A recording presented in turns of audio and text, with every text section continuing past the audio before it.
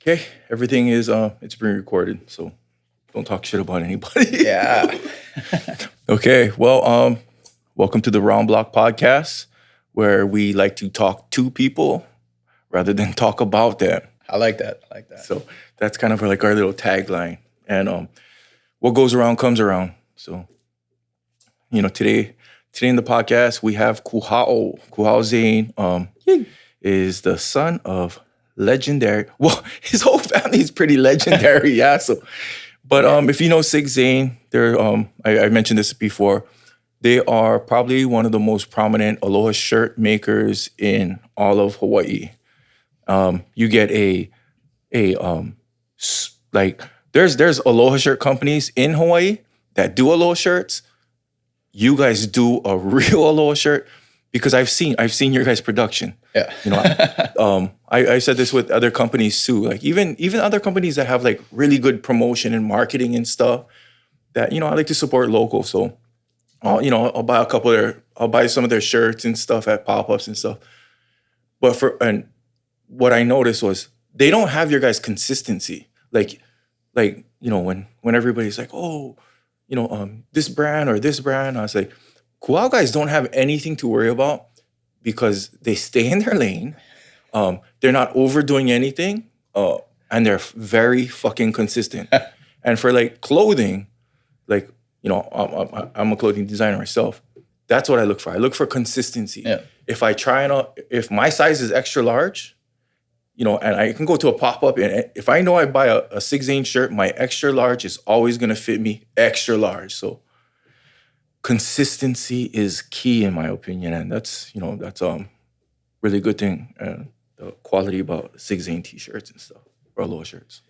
No, mahalo. And that's definitely kind words. I appreciate it. I think definitely on our side of things, like, I've been a part of the business for a long time now. I mean, from yay high, my dad's, 100% Pake, right? So, that said, I still think there's a lot of things that we can improve upon. There's still a lot of things we can fix, but consistency is definitely one of the things that I like to work towards and try to keep that going, especially as something that my dad kind of like built up in his time, and as he passes the company over to me, that's something that I definitely am concerned about and try to keep that going. Got to maintain that. Yeah. Yeah. That's good. I mean, that's total. I think that's the real Hawaiian. That's pretty much like cultural. You pass things down, and it you can bring change into certain things, but the foundation that's set, which I think probably got from Hula and stuff too, it has to be maintained. There's all kind of new moves and dances and whatnot. Totally. But you guys have a very consistent and solid foundation and stuff. That's weird that you said that. I was actually just talking to somebody about that.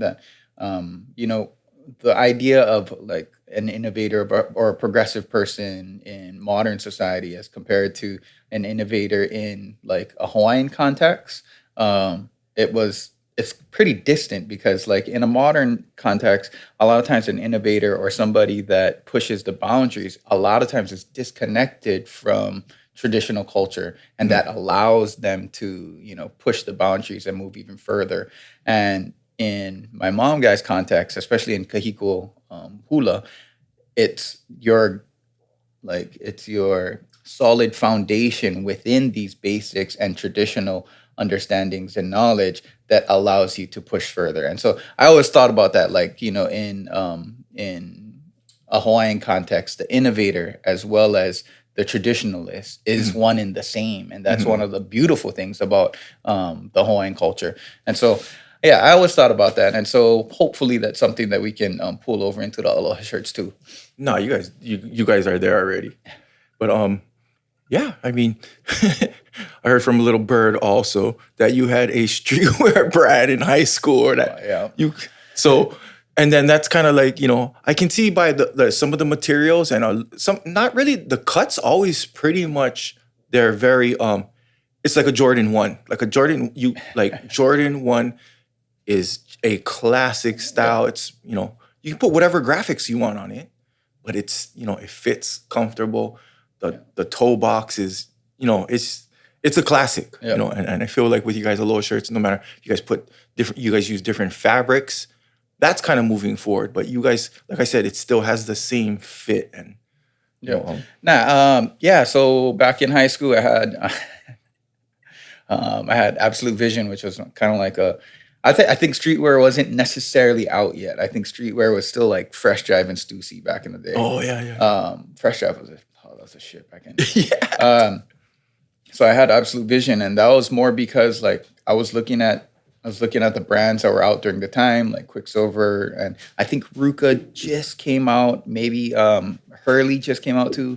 But all of these brands that were coming out, they didn't necessarily speak to me. So I was like, how do I create my own T-shirt to be able to, put my own messaging or my own thoughts on there?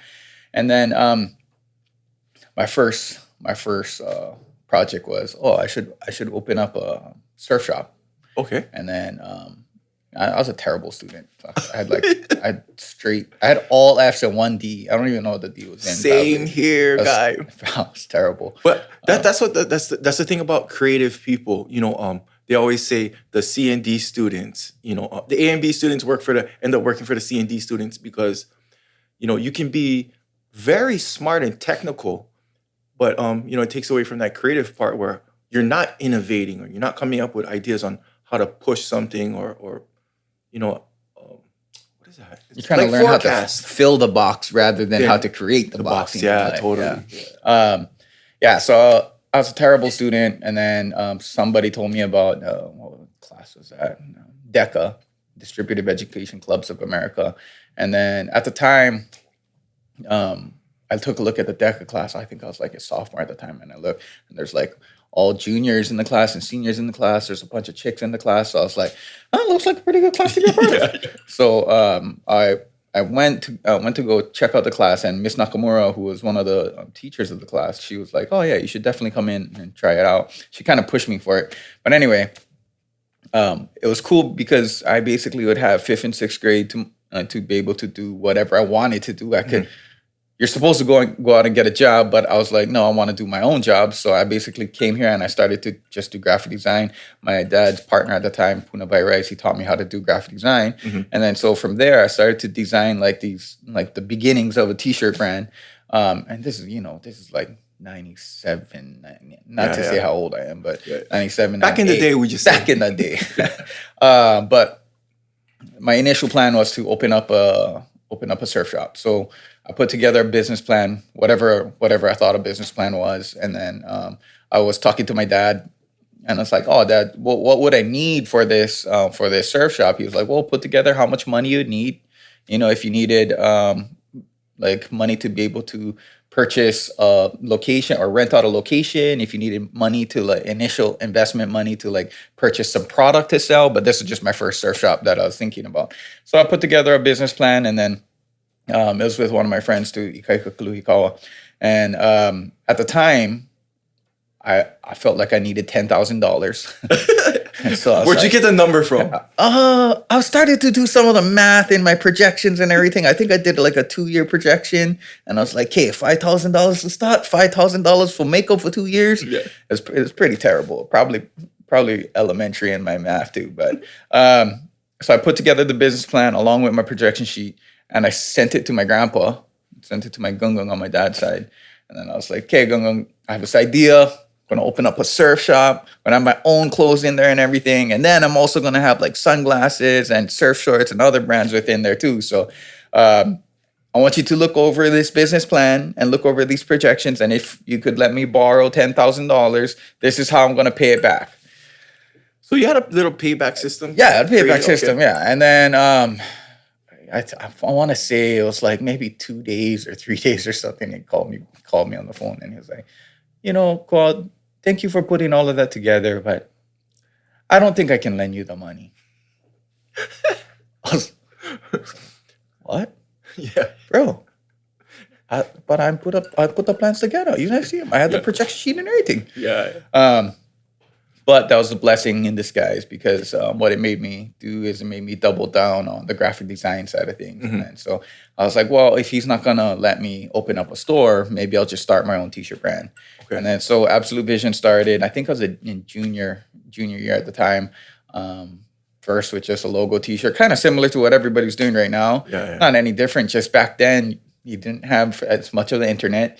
You still had to call your printer and be like, hey, you think you can print some stuff for me? Yeah, totally. Still had to mail transparencies to them. Yeah.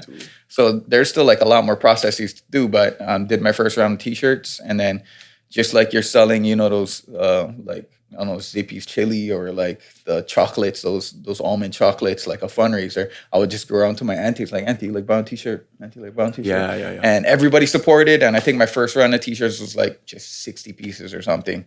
Sold out on that. And then I think I sold them at like $15 a shirt or something like that. Oh, yeah. But I felt like I was balling at the time. I was like in 11th grade. Yeah. Sold out all t-shirts. So I just kept doing t-shirts through 11th grade and 12th grade. And also started to take the business course, the DECA business course. And I was just basically doing that all through 11th grade and 12th grade. And that just kind of taught me, like, I was terrible at high school math. But if you gave me a t-shirt to sell, I can figure out my math super quick. Yeah. And then, after that, I just kept doing graphic design. Somebody asked me to do the senior t-shirt for Hula High way back in the day. I think it's Carrie Sokota, she asked me. But do you still talk to her? Did you date her? I haven't talked to her in a while. I didn't date her.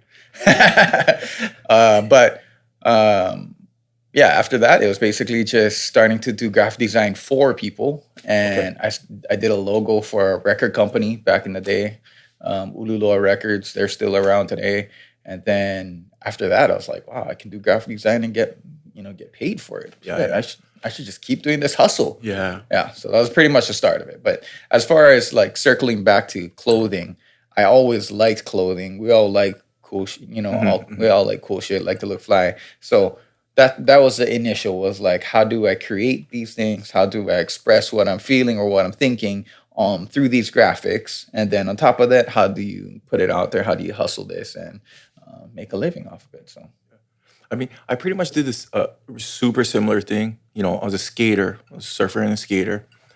And I had gotten us kicked out of our other apartments. Dude, yeah, because I graffitied the pool, the cabana.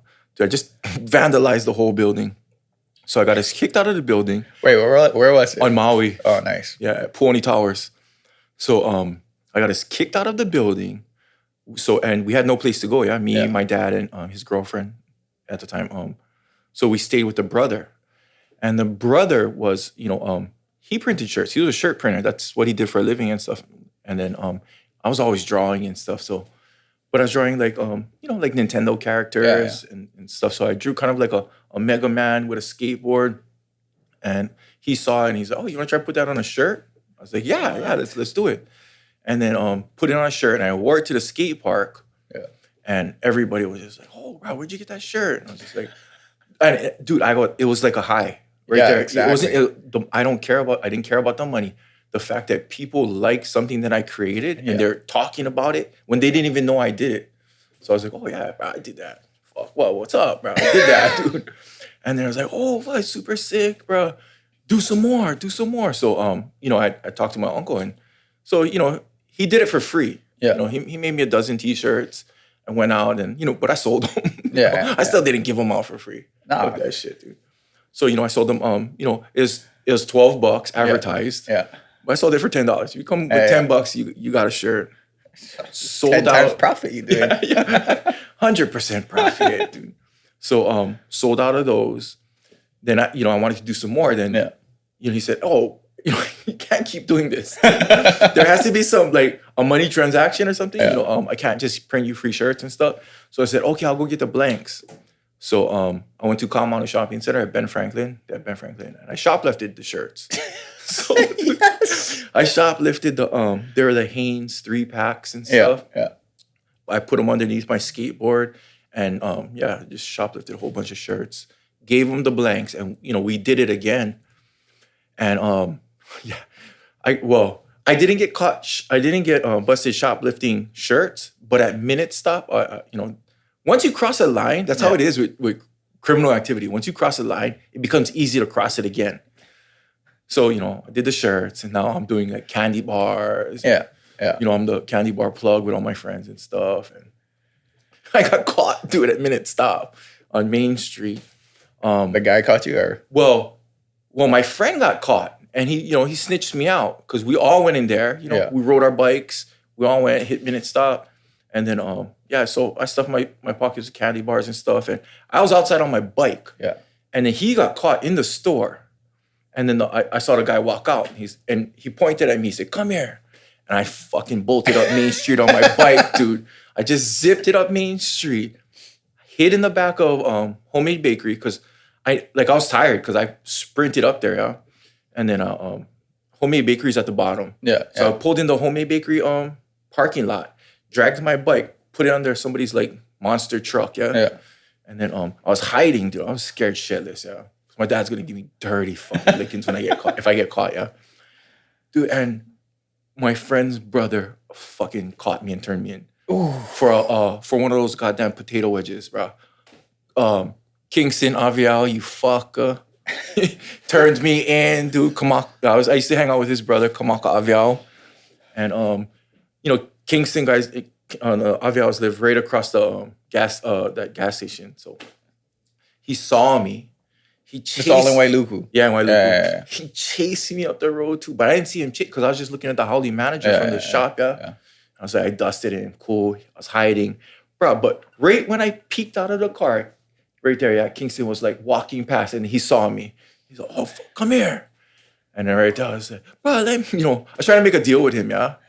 I was like, "Oh, bro, just let me go. I'll give you because I still had the candy bars, yeah, but I ditched them on the side, yeah. So I told him, "Oh, I'll give you all the candy bars," and he's like, "No, you come here with me," and and right there, I was like, "Oh man, it's fucking gonna get lickings," and then my dad beat the shit out of me, but I wouldn't shoplift after that. Yeah. So I just kind of gave up the the clothing biz at that time. Till That's crazy. Did you ever thought about that your uncle printed, and like what's the chances of your uncle being a printer first of all, and then secondly, what's the chances of like him seeing your artwork and saying like, "Oh, boy, like put that on one shirt." That's pretty rare opportunities. You know what I mean? Nah, I kind of believe in the law of attraction. Yeah. Like things that happen in people's lives, you attract that. So even bad things too. Yeah. And I totally believe that. Yeah. So it sounds like a kind of weird and kooky story, and but you're right. Like, what are the odds? Yeah. But the odds are always in your favor because you attract it when you it's even like I try not to like think bad things. Yeah. Like when I'm surfing, I don't think if I start thinking about sharks, I'm just like, dude, I'm gonna get fucking bit. Don't think about sharks. Think about waves. Think about airs, cutbacks. Just change. Sharks are out of the picture. Never got beat. Change your intent. Well, as far as shoplifting is concerned, I won't necessarily jump into that too much because I'm still a part of this downtown Hilo community. But I'll just say that this downtown Hilo community taught me a lot of lessons. So, because I grew up, I was our first shop was down on Kilauea Avenue, down by where Wilson's is over there. Okay, and so that's where I started to grow up, and it was Cuddy back in the day. It was like I remember one story that we got broken into, and the nighttime professional, the nighttime professional, she literally stood in our doorway until somebody ran to the phone and called my dad to come back we lived in Pepekeo at the time, to come back and check on the store. So like the fact that, they held it down for us, but that's the kind of activity was happening back then. And so mom was true. Yeah, those was all my aunties back in the day. I was like, hey, that's a good auntie. Yeah. But then when we moved up Front Street in 1992, I was just about 10 years old at the time. But that was my first time like kind of chilling on the Front Street and getting to know all of these Front Street vendors. Mm-hmm. And so I will say there's more than a few of these Front Street vendors that taught me my lessons too. So yeah, crazy. So like one thing that I always tell people to just when they ask me, like, I have a lot of mainland friends. I had a shop in Las Vegas and stuff too. So, when they ask me like about, why did you do streetwear and stuff? I'm just like, well, as a kid growing up, I was looking at all these other mainland brands and I thought they were so fucking cool, Yeah. but they had nothing to do with Hawaiians. So that's my thing is it's like I wanted to give Hawaii kids a brand like those mainland ones that I liked growing up that they could identify and connect with because there was nothing like that for Hawaii at the time. No, yeah, totally. And I just they kind of gave me the blueprint because I saw how they launched and what they did, and I kind of just I used to write things down, and I took a lot of their ideas, put my spin on it, and then added what I would do differently to it, and then I launched my first brand, which was Circle, CRCO, and my uncle was a paralegal, and I was into surfing, and I actually made that brand out there in Bali. So I got all my manufacturing done out there in Bali. But what was I, 19 years old? I was already trapping though, so that's how I got my money to go and create my clothing brand. Yeah. And it wasn't just that too. When you're a D-boy too, like you like for me, it's just like I'm a business guy. Yeah. But what am I gonna do? Everybody I know does this. Yeah. So I'm just gonna they're gonna get it some way. I'm just gonna kind of supply them, make some money, and I wanted to start a legal business. So clothing was my legal business that I wanted to start. Back in was it 98? 98, yeah. Back in that day. Yeah, no, yeah. When I was, I was a kid, dude. I just graduated from high school. Yeah. I didn't know anything about Indonesia or anything like that. My uncle was going out there, and I just asked him to go with him. And we spent 2 months out there. And it's crazy. Yeah. And I had a little money belt with all my cash in it, and he was doing stuff for the Hui. So I followed him, went to all all the production plants and stuff, and then I asked him if I could do my stuff with them, and I ended up coming back to Hawaii, and I had a whole clothing line, but I had like cargo jeans, anorak pullover. So I didn't really. So I skipped the whole shirt thing. Yeah, just jumped right into it. Into full fashion, full clothing line, jackets, cargo pants, carpenter pants was kind of big in skating back then. Then I even created this thing, like I called it the amphibian, yeah. So it was a thick tasselon. It's like a thick nylon, but it's a different kind of weave. So they call it tasselon. Yeah. A little bit thicker canvas nylon. Excuse me. And I made a surf shorts with cargo pockets. If you flipped it over, we put the netting in there so that the sand and water would drain. So you could and in the inside of it there was a liner. And I had a drawstring. So you could wear a belt for skating, or you could go in the water and use it for surfing. Before your time, right? You're before your time. I did this. Yeah, this was like back in the day too. And so, and I made T-shirts and hats with it too. And bucket, it's kind of weird that bucket hats are real cool now. Yeah. I made bucket hats when I was a kid too. But came back and, for what I needed to make, and that's the thing about support too. So I was trying to charge what they're charging in the stores. Yeah. Their market price, whatever, and nobody wanted to support. Yeah. Like so, all my friends and stuff and that's the thing that I got real irritated about. I was like, you're gonna buy all these mainland brands, and when I'm giving you the same quality, the same product, because they get them made in Indonesia too. Yeah. Like I was getting stuff that Quicksilver makes out there too. Exactly the same. From the same plant. Yeah. So I was like, and that, it irritated me and it frustrated me, and and I was just trying to make it. I was trying to go legal, and then I just fell back into doing what I was doing because there's the money. You know what I mean? Easier. And super fast. I didn't have to deal with that shit. Not only that, I get hurt. Oh, dude, you're not gonna buy my shit? Fuck you. Yeah.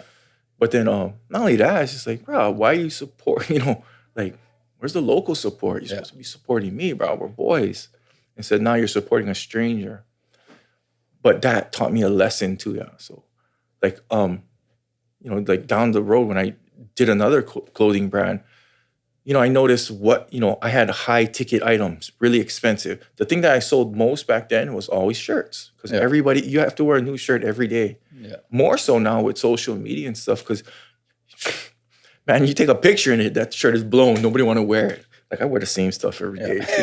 You know what I mean? But oh, that's crazy. I mean, I think just as far as like understanding all those lessons that you learned, because like that was my first t-shirt brand, but I opened up a streetwear store, and that was in 2006. So that's still 14 years ago.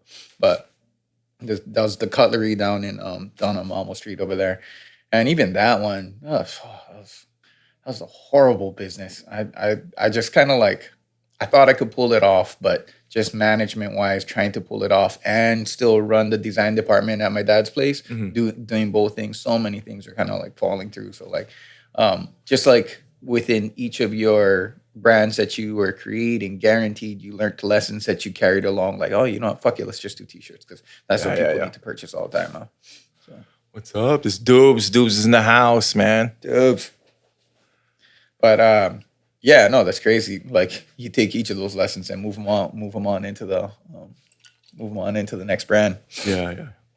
So oh yeah, shit. I just went off into this different tangent, but what I tell everybody that Hawaii brought to the world, because there's another lesson I learned out there in Indonesia too. And I tell this to everybody, man. What's Hawaii known for? Besides paradise. You get one chance at this, dude. What is Hawaii known for? Kuhao, come on, man. Well, see, I'm in the opposite conversation. I feel like Hawaii's known for so many things. But one thing that like worldwide, say you're from Canada. Say, what would you know about Hawaii? Like besides hula, No, right there, it's that. Okay, Hula. Yeah. Hula and surfing. Yeah. So and you've done hula your whole life. Yeah. I remember my because it was a If you want different a glass, I can pour one of these too. Oh yeah. What is that? Oh dude, you got those are fire too. The pear one is it a cucumber one? Shout out to Alex Push. Looks like you need a refill. Before. All right, sorry. Surfing, hula. Surfing and hula. Yep. So I mean,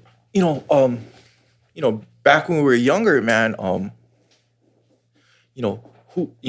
you had to go through this too. Hula wasn't a macho thing to do, you know what I mean? So how did you grow up? It's your family tradition, you got your family like curated and kept it alive for generations. So how was that growing up in Hawaii when you're into streetwear and, probably hip hop music and stuff, but you still have this, ties to tradition and culture and you still practice hula and stuff. Yep. How was that dynamic? I think. Did you get teased or? Yeah, no, totally. I did. It's different for us now. Yeah, it's different. Now, fuck, you do hula, you're a fucking man. Dude. So it's different now. But back when we were kids, yeah, no, it was definitely there was American machoism everywhere. Yeah, at the time. That's okay, so totally, I got teased. I started dancing. Well, actually, I told my mom that dancing was only for mahus. I was a kid. No, totally. I told my mom, I was like, no, I don't want to dance. Dancing is for mahus. And then, so I started late, but late in our family is 9 years old. Yeah. So, because my cousins, they all started at like 4 or 5 years old. Mm-hmm. And so already I started late and I started to think about that. Like, I don't want to dance, but all my cousins is dancing. I'll like kick it with them. All my cousins are dancing, so I want to kick it with them. But, in general, I don't know what the better option is. I see my dad guys are traveling for hula. So I was like, I want to travel. Mm-hmm. And so I was like, whatever, I'll just keep dancing. And it's not like I had a choice. Guaranteed my mom would just give me lickies or something like that. Yeah. Oh, that's cool though. But yeah, so I started dancing right around 10th grade. 10th grade. Right around 4th grade, I was 10 years old. And then as I kept dancing all the way through. I think the first time I actually started to like it was maybe around like seventh grade or something like that. It was kind of a long time. Mhm. I hated it. I was just kind of going through the drones of it, like just not even like caring about dancing, not even realizing that like, oh, bro, this is generations old, bro. Yeah, yeah, yeah. You're privileged to be able to even learn this kind of Mhm, shit. mhm. And then right around like eighth grade, I think I had a show out somewhere. It was somewhere in Hilo. Like I think it was like right outside of Crest or something. And I was dancing, and then I can remember when I was doing like ummies and stuff, and then like everybody, all boys in the crowd was like kind of laughing. And so all of those kind of times like definitely made an impression, but I just never stopped. I just kept dancing. And then I think it was maybe around like 10th grade. I was in like English class or something like that. And then I was talking to this girl at the time, and I just asked her like, "Oh, like, do you dance hula?" And she's like, "Oh yeah, I dance a Merry Monarch." I was like, "Oh wow." Then it started to click with me. I was like, "Oh, Merry Monarch's actually kind of a big thing, Yeah, yeah, like yeah. everywhere." And that's when it first started to click in my head that like, "Oh, wait, hula's not too bad. It's all right." And then I'd be dancing Merry Monarch for the Wednesday night, the Hoike night. I'd be dancing. I think my first one was in 10th grade, and I've been dancing all the way through to before COVID in 2019. But I think that's when I started to like it a little bit more. And on top of that, like you start dancing, just like any practice that, like even if it's surfing, you start to get good at it, and it starts to become more of like a refinement practice in your head, like something that you can refine and keep working on just as long, just like you working on a cutback. Like, okay, fuck, I got to try another way because I just got to try this other weight shift on the cutback type of thing, you know. Mhm. So same thing. I started to like fall in love with the practice of hula, and Nice. then around 11th grade, I started to travel. And then so we were going to Japan like a couple times a year. After that, I had no problem with it. So it became your obsession after Yeah, it that. became something that I loved. And then on top of that, like the crazy thing is that I didn't even really dive into the cultural portion of it yet. Yeah, Like yeah. I didn't dive into the language of it. I didn't dive into the chants. I didn't dive into Mhm. like all the cultural practices were there. Like I had to learn how to make leis. I had to Yep. learn how to do ohekupala. I had to learn how to create all of the costumes or the regalia of it. And then also I had to still do all the protocols. So I was still doing like the ava ceremonies. We're still doing our lakuahu ceremony. And you know, there's like a lot of chants to learn within all of that too. Yeah, yeah, yeah. And then so I didn't even dive into that. I was just doing that just cause. And then I think it was 11th or 12th grade. I was dancing for this. It was Holo Mai Pele, I think, or something like that. But they were filming it. We're down in Volcano. Then Auntie Pua, my mom's sister, she was commenting on all of the younger generation of dancers, Mhm. and she said, you know, Kuhao, he's growing up. He's a very he's a very he's a very dutiful dancer. And I was like, oh, she said I'm a dutiful dancer. I Yeah. was like, yeah, I'm doing Yeah. good. I was like, that's good. And then it wasn't until like I went and I think I looked it up on the in the dictionary, like dutiful, and it basically meant doing it because you have to do it. And I Yeah. was like, oh, that wasn't a compliment at all. That's terrible. Do I really look like that? Oh, that's bad.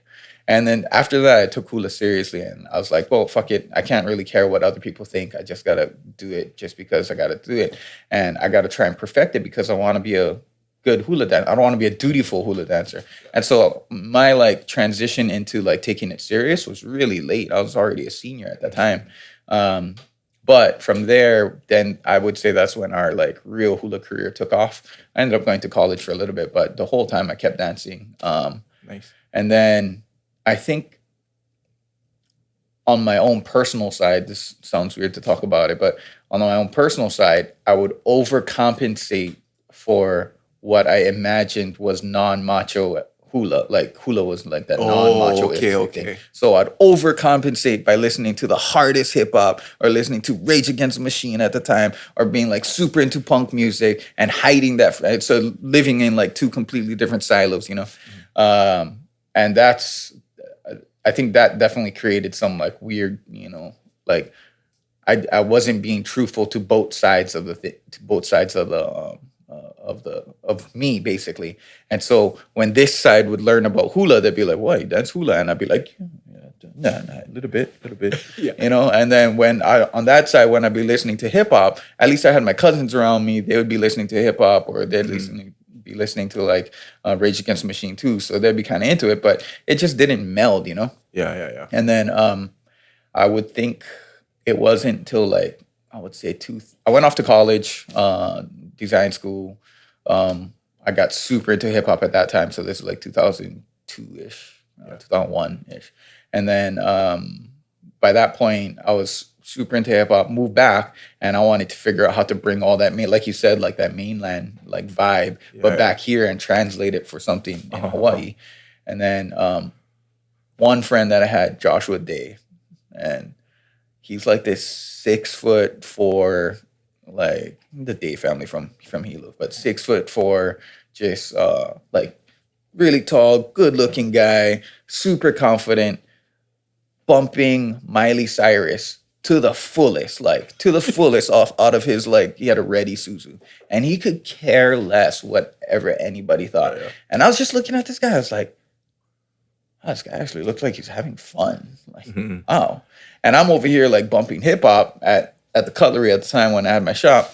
And I was like, wow, this guy is like, looks like he's having more fun than me.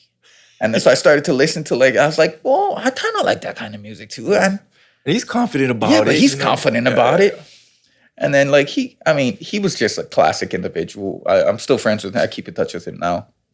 But that really like broke down that concept of machoism in my head. Yeah. And I needed him to like expose it to me. He's like, that's cool that you listen to hip hop. I like Miley Cyrus and I like Party in the USA. So I'm gonna do that and I might have just as much fun as you. And I was like, I'm gonna get just as much chicks because if they like it, now it's a conversational piece now. Now we can talk about Miley Cyrus song. He's not gonna want me to say this, but I'm gonna say it anyway. I learned one from him, but I forget what bar we were in Oahu or something like that. Man, this is maybe like 2007 or something like that. But he walked up to a girl and just like, stop staring at me, and just walked away. And I was like, whoa, I've never seen that before. Yeah. And then the girl came and was like, what? And he was like, you're vibing me. Just stop. And I was like, oh, okay, got it. I know how this works a little bit. But anyway, that was essential in kind of breaking down those and understanding that, like, hey, you know what? You have a unique opportunity to be able to like all of these different genres and all of these different like subjects. And you just got to be truthful to you and what appeals to you. And weirdly that you say that now, like you come to Merry Monarch now and it's a young event and like everybody's a part of it, you know? So like, you know, in time things work out. But it was a long journey. It took me a lot of like realizations and I was gifted a bunch of different people that came into my life to give me these realizations. So no, like even me too. Like I always enjoy, like I was awkwardly different growing up. You know, I collected comic books, coins. What kind of coins? My grandpa had a coin shop in Kailua, winter coins. So, you know, he'd give me like little coins and stuff. And there was this big catalog. Yeah. It was before the internet. Yeah. You had to look in the catalog and, oh, this one is worth this much. And but, you know, I like drawing, because I didn't have a lot of friends. So, you know, I was my own friend. I did things that I like to do, you know, and I wanted to make I had a dream that I was going to make a comic book when I was a kid, or I was going to be a comic book illustrator and stuff. And, you know, never really did happen, but, you know, my love for drawing and art, you know, was there from a super young age. And even that had its own silo too. If you love to draw and love to do art, that wasn't cool at a certain point too. Oh, yeah. No, like graffiti made it cool. Yeah. So you know, the graffiti started to kind of kick off and stuff. And now I'm this like quiet, kind of a nerdy kid, but just wasn't really afraid of anything or anybody. You know, I'll swing on anybody. So that gave me, you know, and everybody kind of knew that, you know, about me. It's like, oh yeah, but he's kind of a nerd, but probably shouldn't tell him that. You can't tease him unless you're ready to fight, because I will fight you, you know, for that. If you're gonna tease me, we're gonna fight. Yeah. And then graffiti popped off, and so I started. I was really good at art already, Yeah. so I started drawing things on walls and bathrooms at the schools and stuff, and people would talk about it. Yeah. And you had a tag name or Yeah. writer's name and stuff, and I'd get to hear people like their honest opinions on it, like, oh, that's so sick, and Yeah. like just like the shirt thing, it was a high. I'm like, oh wow, fuck, that's sick, dude.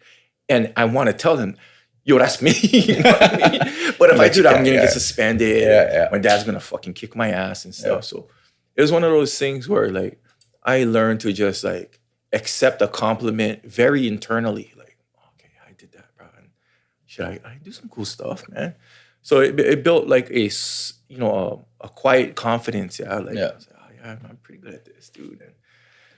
And then I just went hard with graffiti, man. Yeah. And I gotta bring some of my old friends, like even when they would, it's guys have this thing where we're very competitive. Yeah. Even if we're not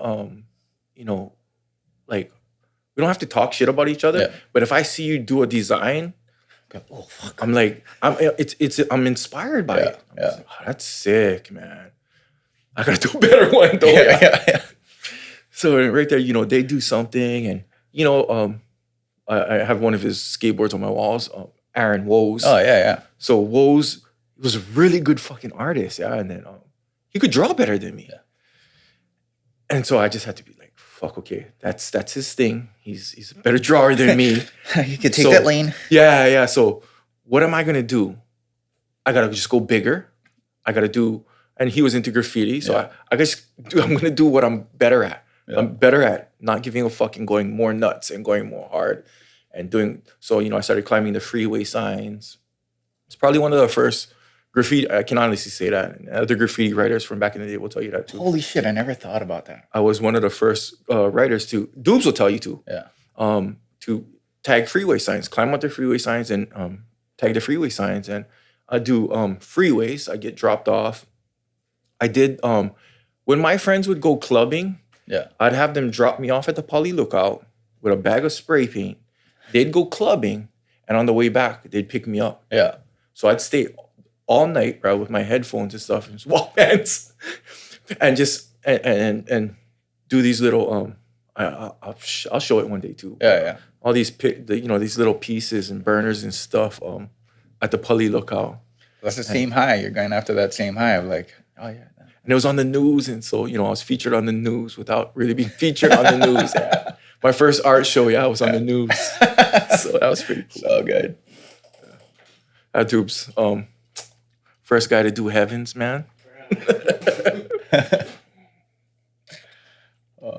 First guys always used to talk about you guys, Yeah. See, yeah, and then Kyle guys, everybody.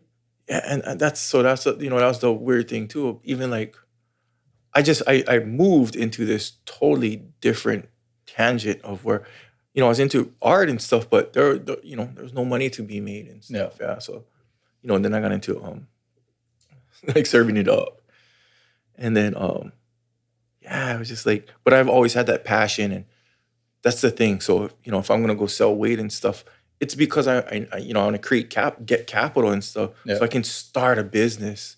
So people think like, farmers market. Well, I'm the one that started Defend Hawaii also before my incarceration.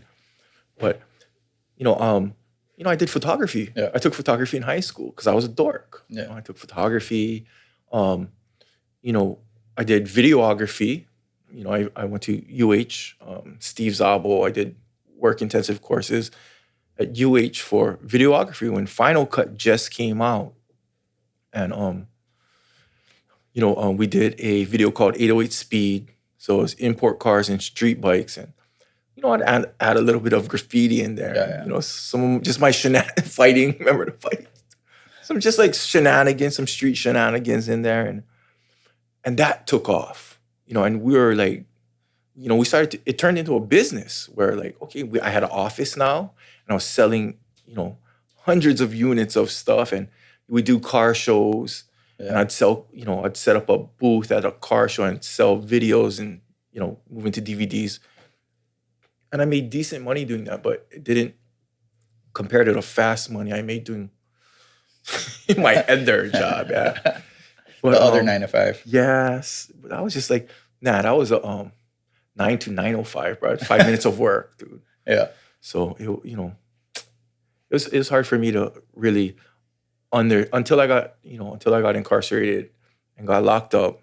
It's hard for me to understand that I can't keep doing that. I Yeah. can't keep falling back into that pattern and do the fast money thing. Yeah.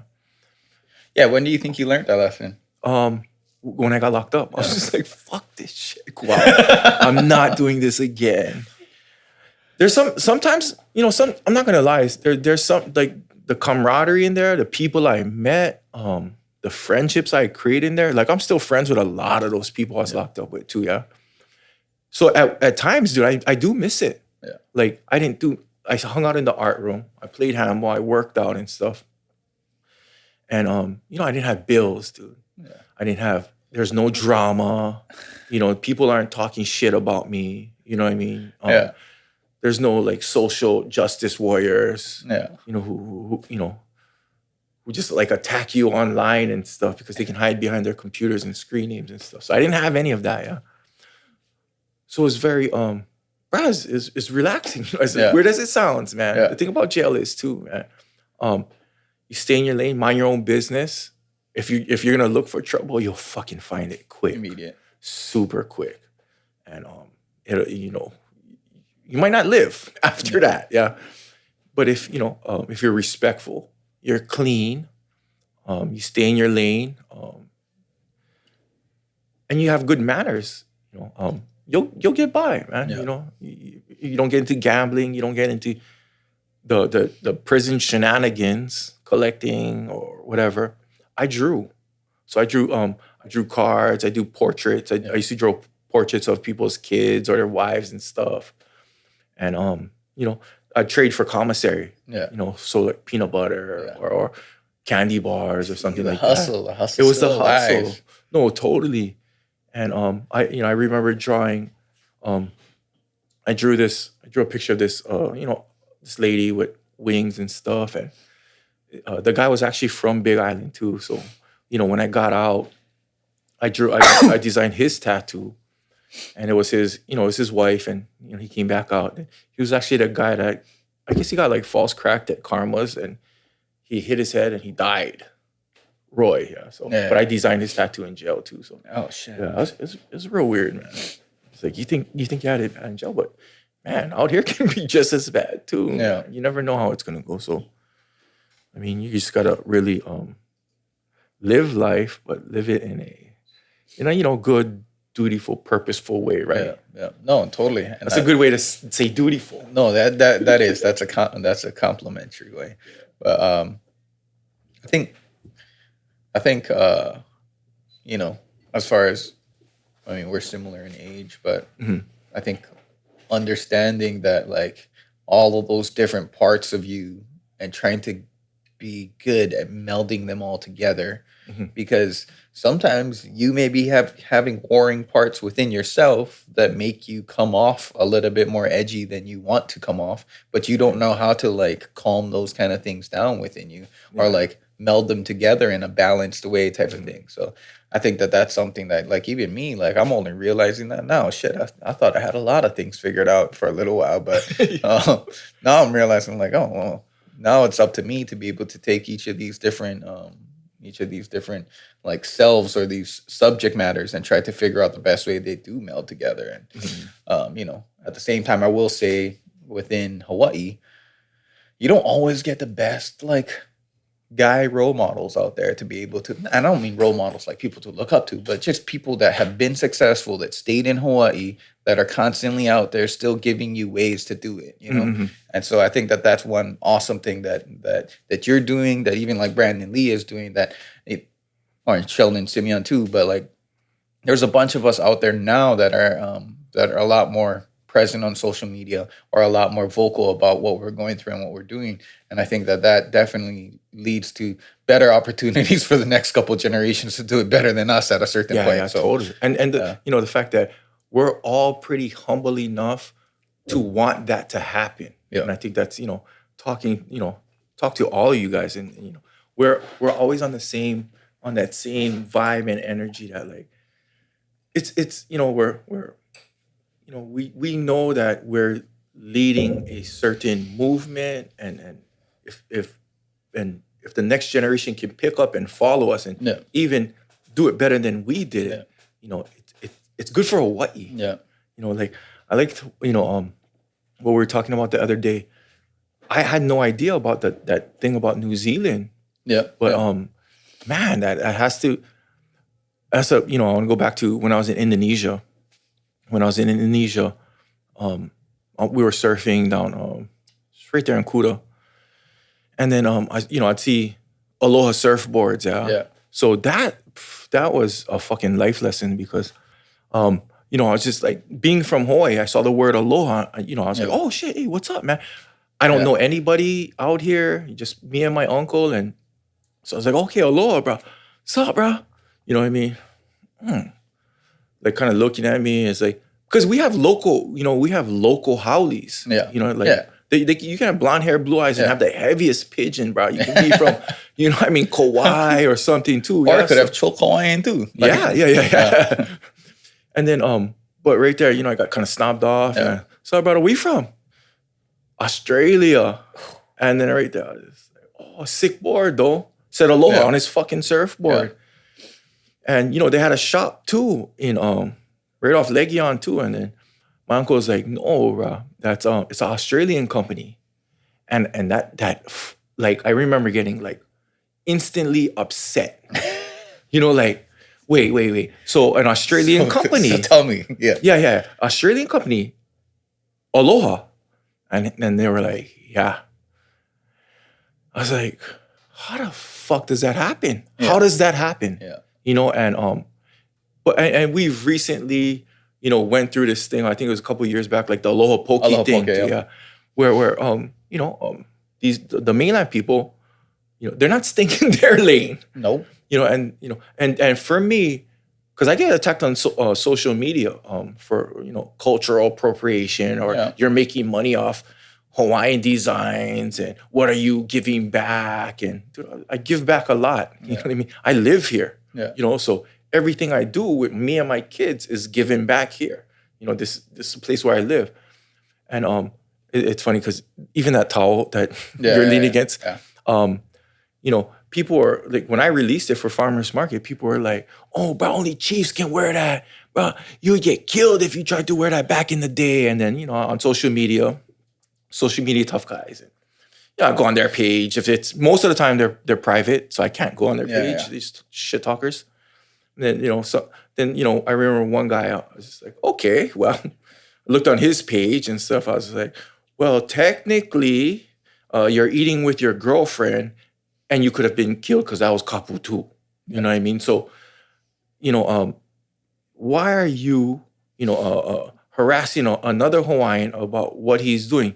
Because, and the reason why I do these, designs and stuff like that is because if say you're in Indonesia and you have that towel, you're going to know that, that brother's from Hawaii. Yeah.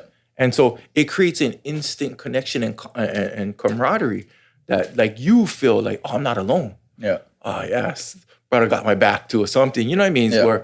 Where you just have that commonality and connection through designs, through something small as just arrangement of colors. Yeah, through a towel. Yeah. And this is one of the first things I hit you up for. I was like, oh shit, I need that towel, bro. Yeah, dude. And I was so flattered. I was like, fuck, I got you, dude. That's total. Probably around the same time that you saw the ALOHA surf shop. I know I was in 12th grade at the time, but I saw the Quicksilver shirt, the one with the HI on it, and then had like the Hawaiian Islands, and it was like everybody had that shirt, and I remember seeing that shirt. I was like, oh, sick! It says Hawaii on it. Yeah. And then I don't know if it was my dad or who asked me, but they're like, who do you think designed that shirt? Do you think they're from Hawaii? Yeah. And I was like, somebody from California? No way. Really?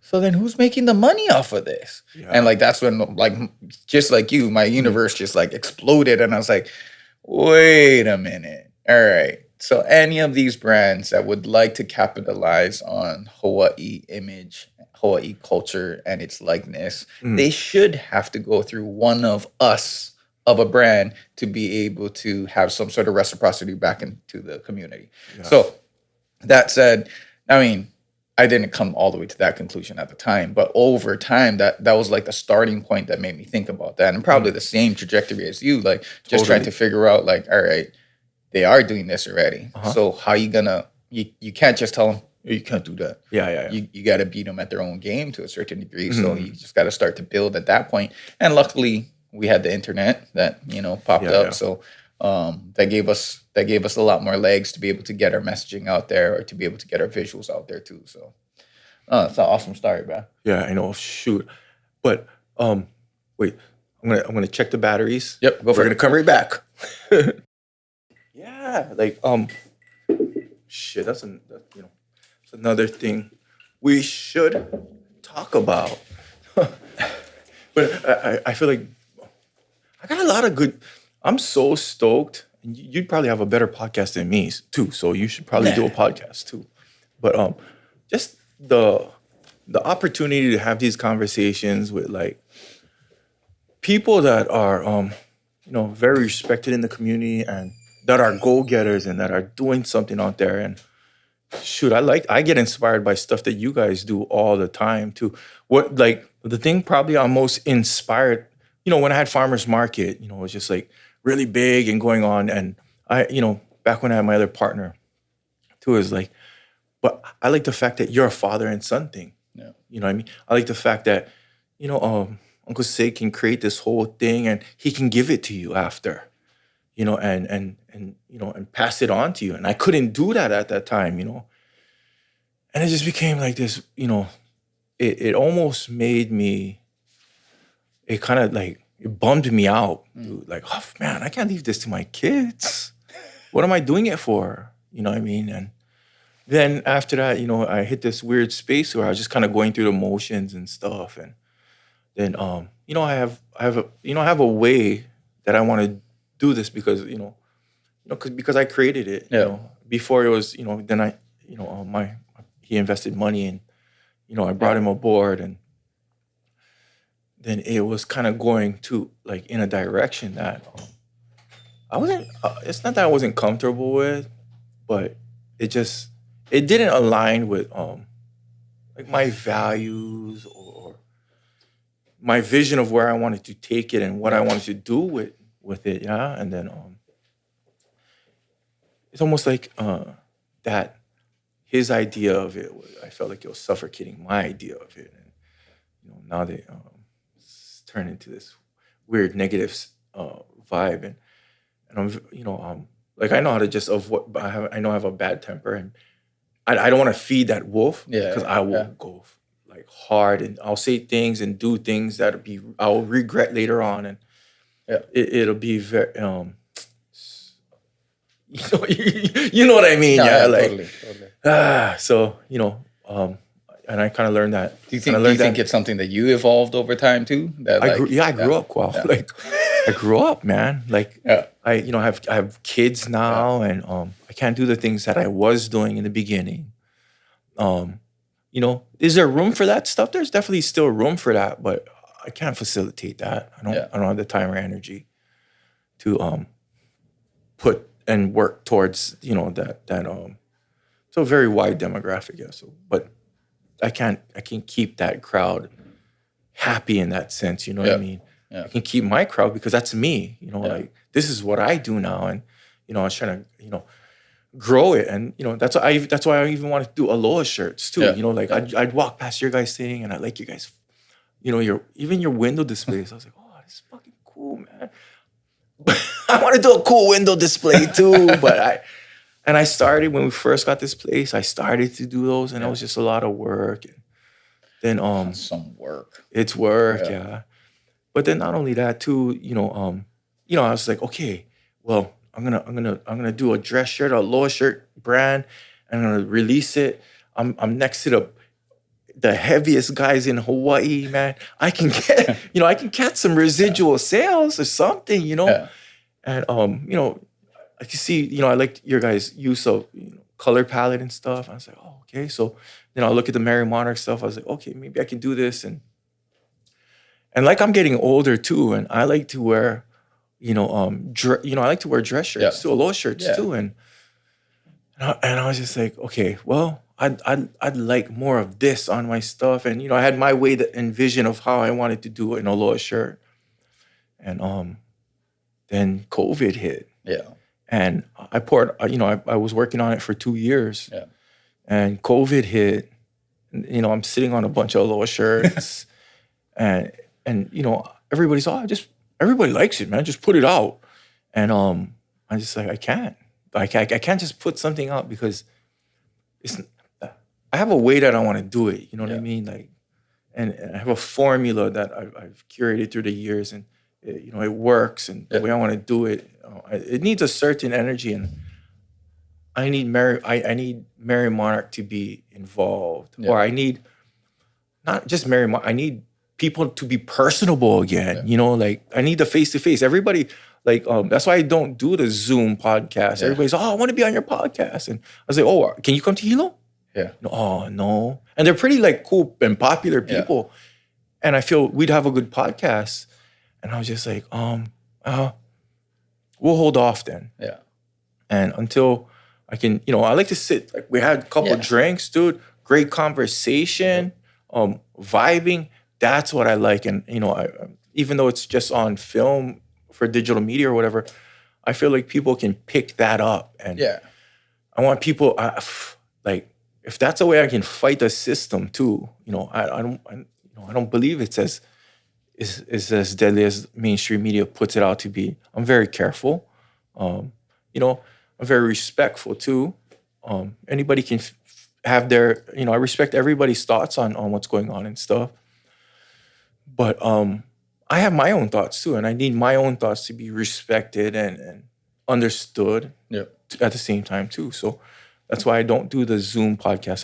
I miss concerts, man. I miss the reason why I kept this place open. Dude, I closed my other shops.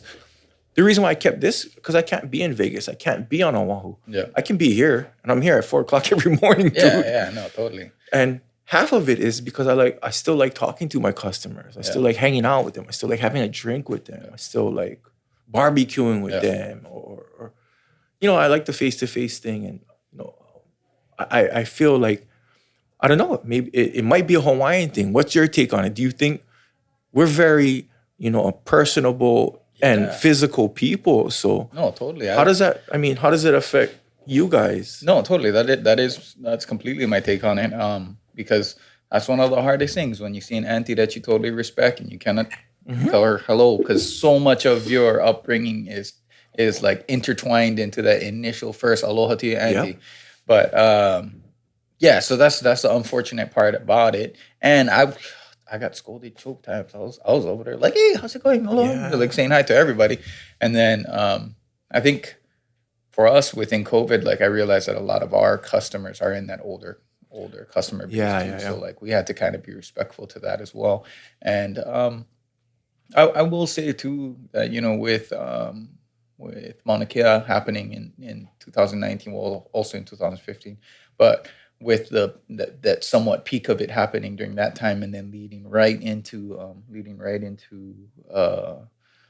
COVID and then leading right into Black Lives Matter, like there are a lot of things happening where businesses had to be ultra sensitive in their messaging and also like interactions. And empathetic in their interactions and compassionate in their interactions. And I think for me, like I wanted to make sure that I portray that in an honest way. But at the same time, I was just like overblown from everything. So like I had a hard time personally.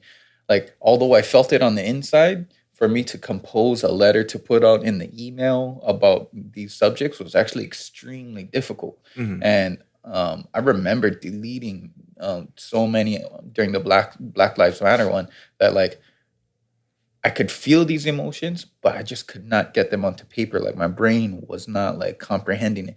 And then I saluted people that were able to be, fluent within this kind of emotional state. I'm like, wow, I applaud you. Yeah, And then when J. Cole came out and J. Cole was like, fuck, I'm not a role model. Like, why are you guys looking up to me? Why you guys want me to talk on this subject? I got to do my own research on this subject.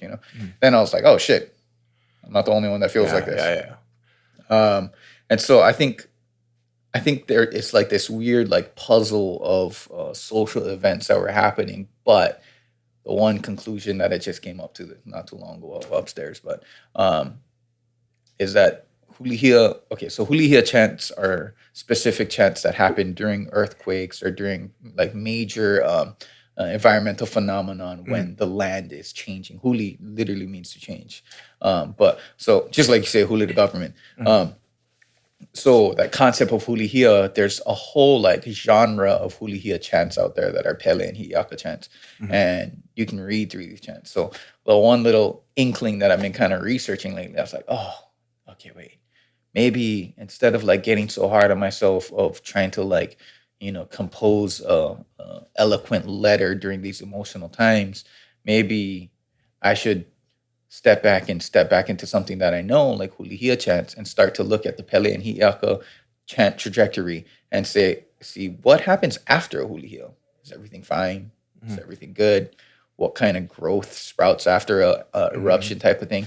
And that actually made me feel a lot better about things. So I would say the Hawaiian way of doing things is definitely in person and having that connectivity of each other, but at the same time, like having that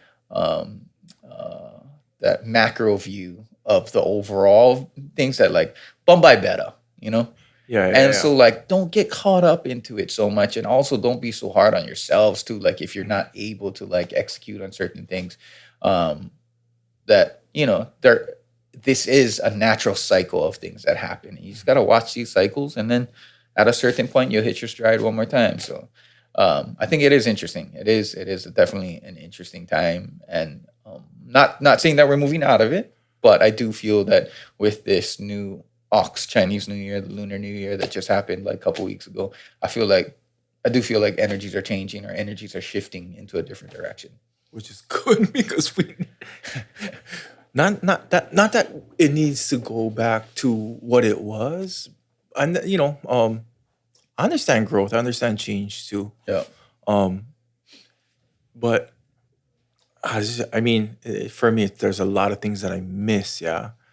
And I can you can put me anywhere in the world, and and I'll be okay. I know I'll be okay. But for the reason why that it makes me so upset and frustrated, and the reason why I just keep on bucking is because it's for everybody else too. Like at some point, I can take it, but other people can't, and then it turns into this. Why should we?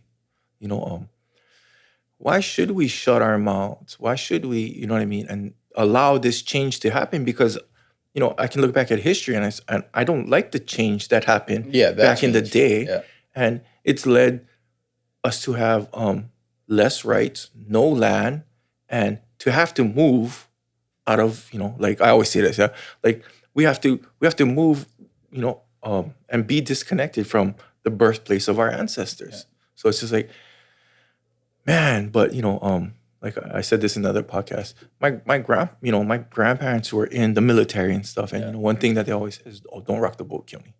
Right? That's the immigrant right there. It is. Yeah. So, and I was just like, oh man, okay, I don't want to rock the boat, but at some point, man, if we don't rock the boat, then it's gonna be that vicious cycle and we're gonna have to keep on revisiting bad issues, and the more we revisit these issues, the less we have each time. So at some point, it's like with Mauna Kea, it's just like everybody puts their foot down and says, nah, no. Yeah. And it's like I said, man, it's the communities. If the community doesn't want it, then the community, it's up to the community. So find someplace else. Yeah. Like telescope eyes. Like I was telling you the other day, I used to dig strip clubs. And if I had the connection, I could open up a strip club in Hilo. But the community said, no, Keone, you're not opening up a strip club in Hilo. And that's the majority view of it. Then I can honestly respectfully bow, even though it's something that I might want or I'm interested in. I can bow out because Yeah. because I respect the community. Yeah. And I think the world needs to respect the community too, and stop thinking that your ideals, we have to live by your ideals because you Yeah. didn't grow up where we grew up. You didn't deal what we dealt with. So why do we have to accept and live by your ideals? It's the reason why Hula was almost lost. Yeah. It was a heathenistic, it was barbaric, heathenistic, and you know, and and that's why I like the fact that you practice hula. You went through that little phase too, because like when we were younger, it wasn't cool to do hula, Yeah. and Mahu's played a huge role in hiding it, Yeah. and but keeping it alive. So if they, well, I can't say. What do you think? If they didn't do that, do you think it would still be here or? No, I think. Well, that's the thing too. Is like I think in hula it comes down to function, right? So like it doesn't matter your preference. Like hula is a function of translating a visual capsule of history, right? So no matter your preference, if you're a great translator of that, then that's what you are. Period. And so it's a straightforward type of function. But I think that's good that you brought that back up again. But so I'm talking to this lady Ajit Man. She's a Indian professor at ASU. But I've been talking to her every so often. She does this thing called narrative studies. It's like, the fuck is that? But I had to look it up, and basically she specializes in narrative studies in post-colonial indigenous communities. So like we're a post-colonial indigenous community. I didn't even know what post-colonial was for a little while. But that's only because my mom guys never exposed me to that. They never. So that's the other thing too. I never grew up with hate. Like I never grew up with hate for like not having a culture. I grew up with responsibility for memorizing a culture. Yeah. So like I was always like, I got too much to memorize. I got a 2,000 line chant to memorize. Like all this, and then other people are like, I don't even have my culture, and I'm like, that was me. Yeah, that was me. There's folk culture. There's plenty for memorize. Yeah. But I understand that disconnect now, and the powers that be that played into that disconnect. And so the crazy thing that while I'm talking to this lady, she's a psychologist too, but she basically was saying that I told her my whole story. I told her how like my great grandma, Haloki Kuhi is an 8th generation practice. I'm like 6th generation, and there's a couple generations after me. But the fact that if the first missionary or the first Hale person came over here in late 17s, and then about 1840s, that's when it started to get banished or start to get put underground. And then my great grandma was born probably like a little after that, so she was born during this period where hula had to go underground and had to be hidden, and literally was practiced in the caves or in the rural areas of Puna over here, and wasn't allowed to come back out. Even when Kalakaua said it was allowed to come back out, not everybody came back out at that time, Kind of like COVID. Yeah. Oh, that's crazy. And so what I didn't realize, but like, you come to our hula, it's gnarly. Like my mom's yelling at you. Like you're not there for your ego. You're not there for anything else other than translating these hula steps and these hula motions exactly how it was 8 generations ago. Yeah. I mean, fuck all your other problems throughout the day. Yeah. I don't care if your knee's sore. I don't care if your head's sore, whatever. If you have another problem, get out the door. But what was interesting is that I'm talking to this lady at G, and she's like, so you're saying that your grandma went underground and like stayed like outside of society and technically didn't come back into society until hula was allowed practically, right? And I was like, yeah. And then she passed it on to your grandma, and then passed it on to your mom, and then passed it on to you. And then so I was like, yeah, that's basically what happened. And so what she helped me come to the conclusion of is that all hula that went underground, like there's only like 5 or 10 practitioners of hula in the early 1900s already that were like considered kumus. And so if you're looking at all of these practitioners that all went underground, what happened is the idea of Hawaiian,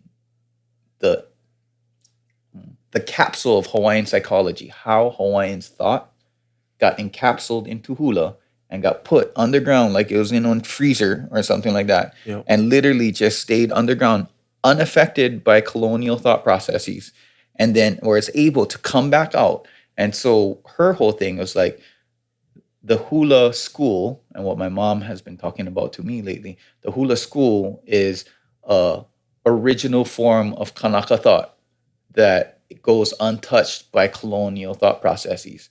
And so that could hide like the original concept of what is Hawaiian identity, you know? Mhm. And so if you're looking at it at that level, like, I think I watched the TEDx, yeah, and she touched up on that in the beginning. Yeah. Then when she got real heavy Yeah. into the mythology Yeah. and stuff, just lost me, you know.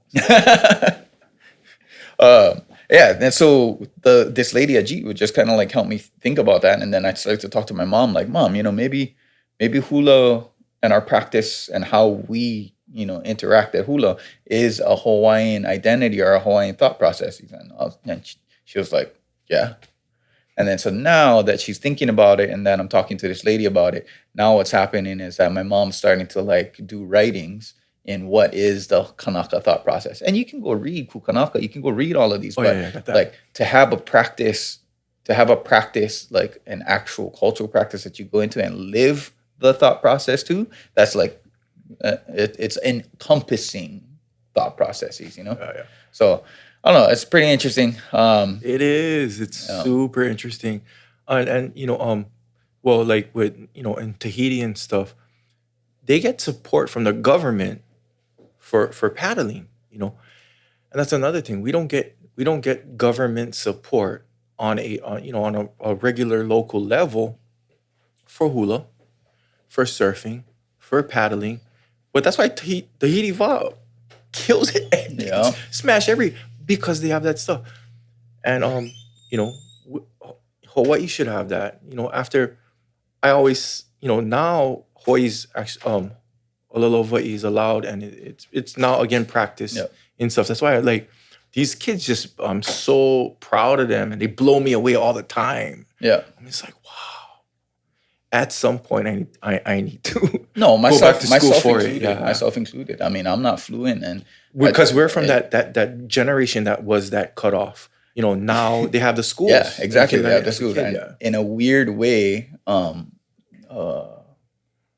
way, I was a part of the first Punanaleo class in 1985. I was in preschool at the time, and that was like the first like touted classes completely immersion. And then I got pulled out of immersion at one point. I'm not sure.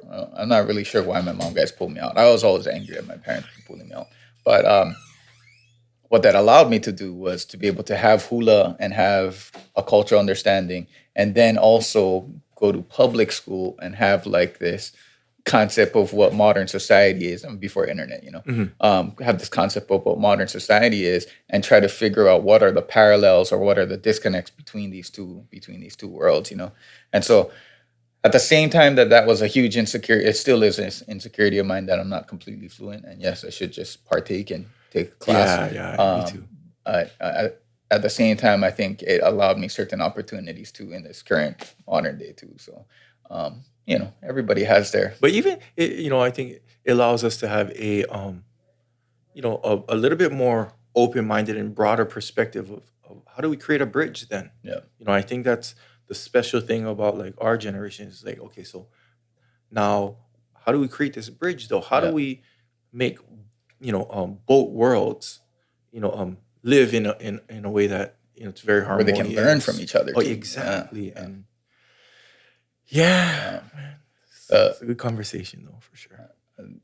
Just I told this story a couple times, but it's just a quick one. But I think it's 2004.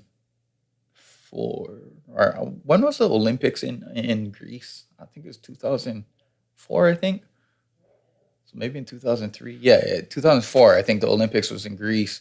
It returned to Greece, and so in 2003 they had a thing called the Cultural Olympics, and they put an invite out to all of these different indigenous groups, the Maori, the Aborigines, Native American. I mean, everybody, even the I can't remember what their name is, but the it's like a European culture that twirls like this, crazy.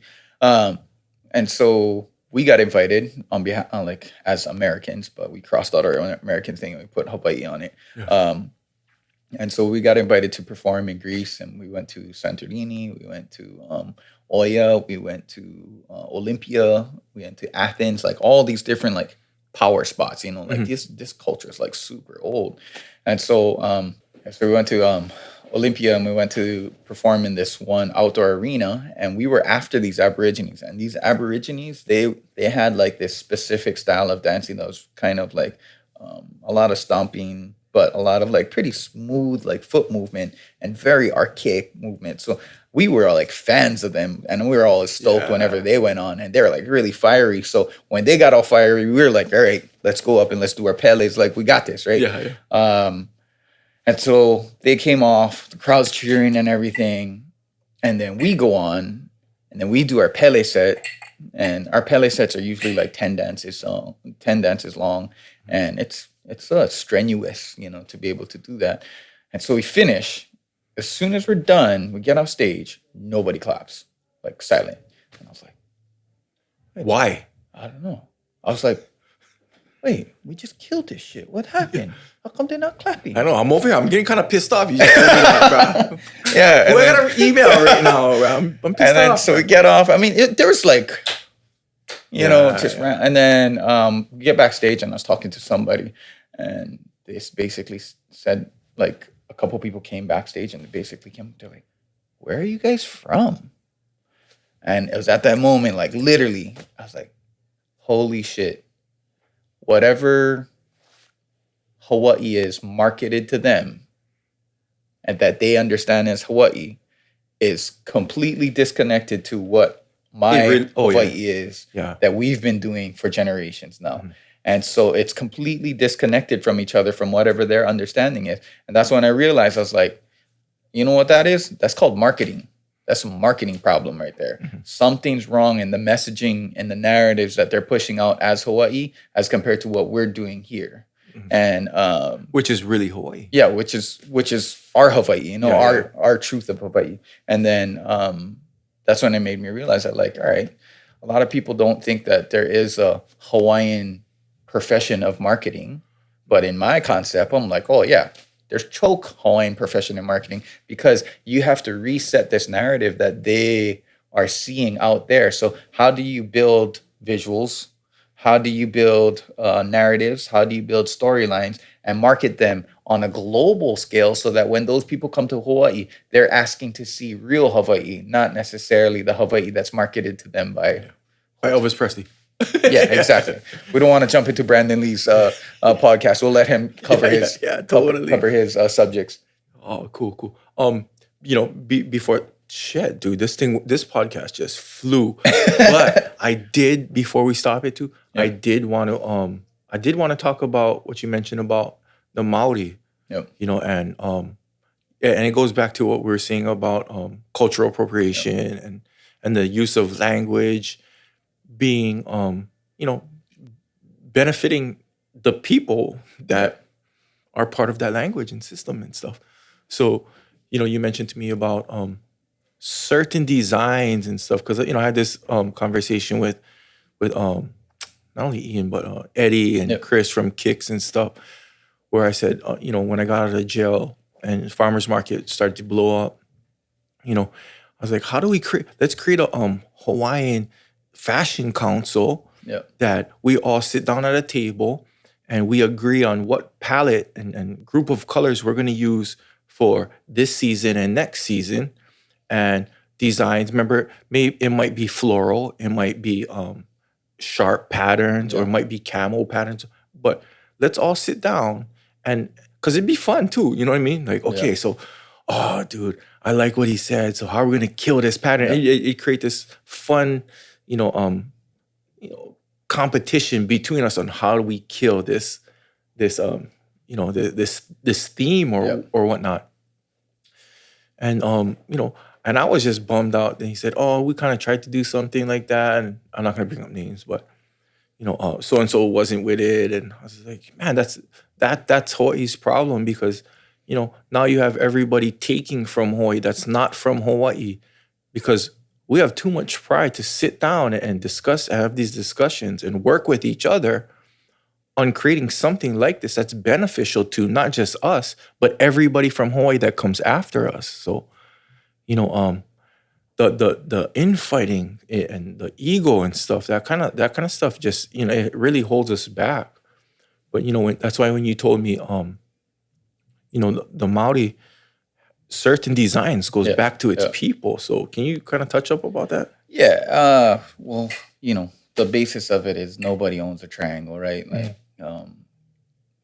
the triangle is something that is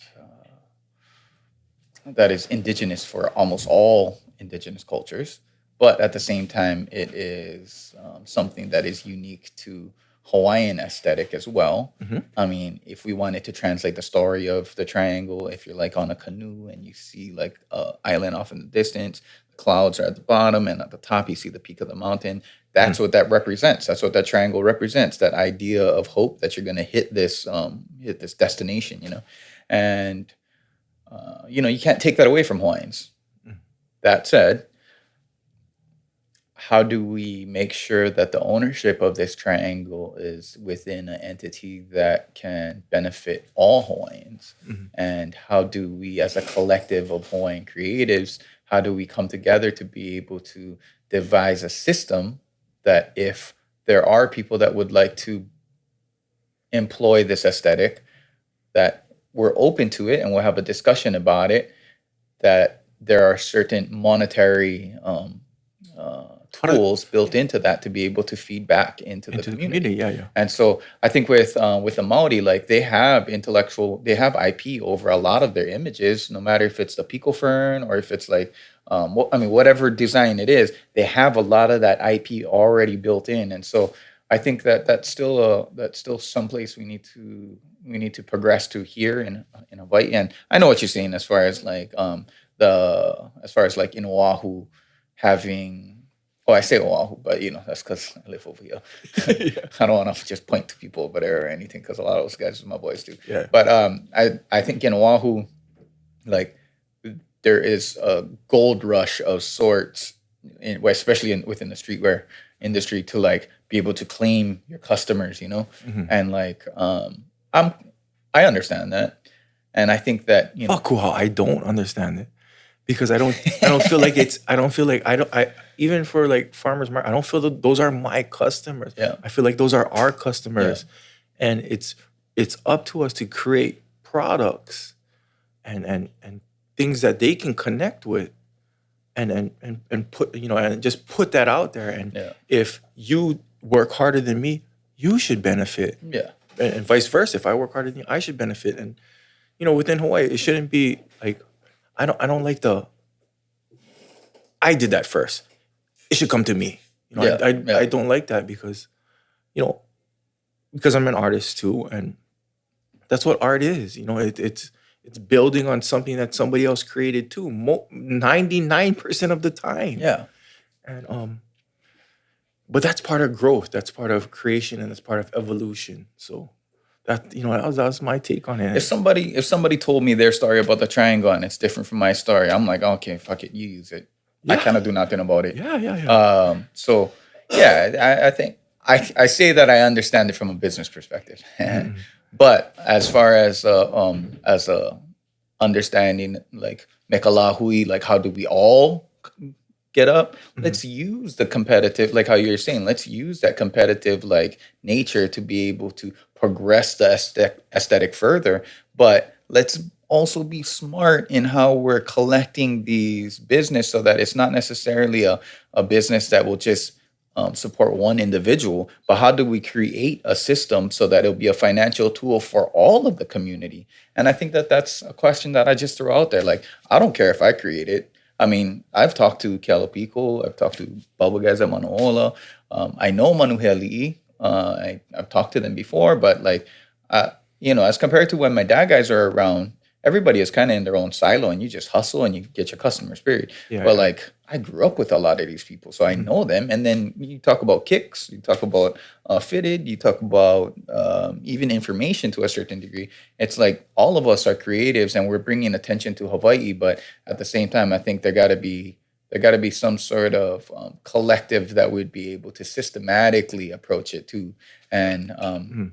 so yeah, if it's a Native Hawaiian Design Council that would be able to hold this IP and then create some sort of dividend system that would be able to pay into each community, or say like if your genealogy can claim, like you go back into your genealogy and you can claim that within your mokuoho that you can claim a certain uh, s- triangle or something like that, Mhm. then maybe that dividend would go to you and your community or something of that sort. Mhm. It'd be pretty difficult to actually figure this out. So Yeah, yeah, I yeah. just more talking about it because I don't care if I create it.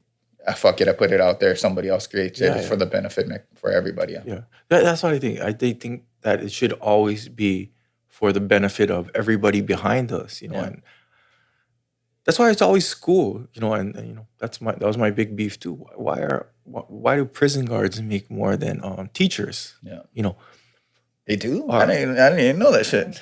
yeah, dude. I have a lot of friends in the force. They make about Yeah. over $100,000 a year. Well, a teacher that's teaching our kids on how to interact with the world and grow and have a family and you know Yeah. carry on is getting paid $40,000. Well, then you have somebody that's in the force that's ticketing people, and that's how they get more money. Yeah. And there's it does just to me it just doesn't make sense. Yeah. Yeah. And it'll always keep us in a certain it keeps us down. Yeah. Like, Yeah. who's making more money making us mad at each other? No, that's why the correct question is how do we get together as a collective and be able to rise up? I mean, I understand that even within Maori tribes that they guarantee have their own quarrels with each other. So Mhm. I'm not ignorant to that or anything, and we have our own too. It's just let's at least start that tool now and then start to iterate it over time, and then hopefully we'll have some sort of system. I gotta give this to Kamu Enos, but it's one of the guys. He not started, but he was a part of Ma'o Farms in Hawaiian, and super cool brother. But just to kind of put this out there, like Mauna Kea really polarized the concept between culture and business, right? It really pushed things Mhm. separate.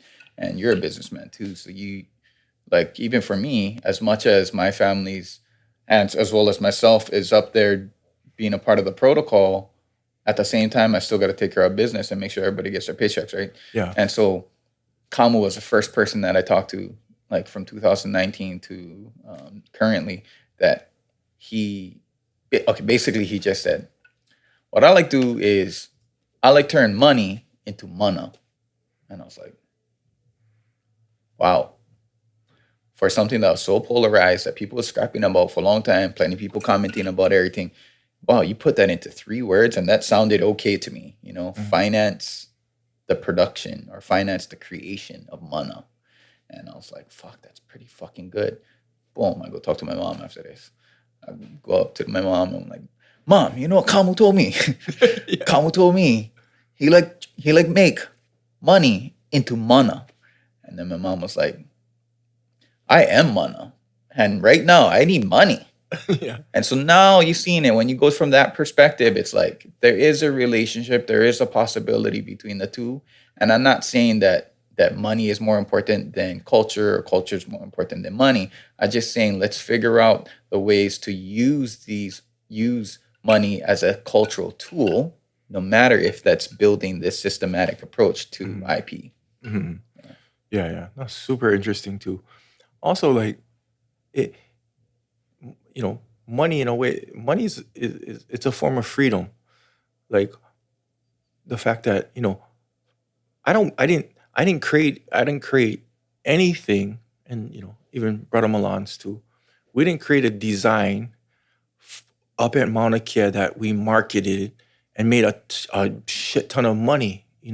We kept we kept what we did back on the bottom of the hill, Yeah. and that's and we continue to make money. But money did, and the fact that farmers market Yeah. pays my bills and stuff, it allowed me to be up there and support the movement. Exactly. And I think if there's ways that if we're just more of a supportive community instead of tearing each other down and say, oh, you got this, you got that, instead of saying you got this and you got that, helping each other. Hey, how did you get that? Oh, I got it like this. You can get it like that too, but it is going to take some work. Yeah. So I can teach you how. Yeah, I can show you what I did to get it, and I think,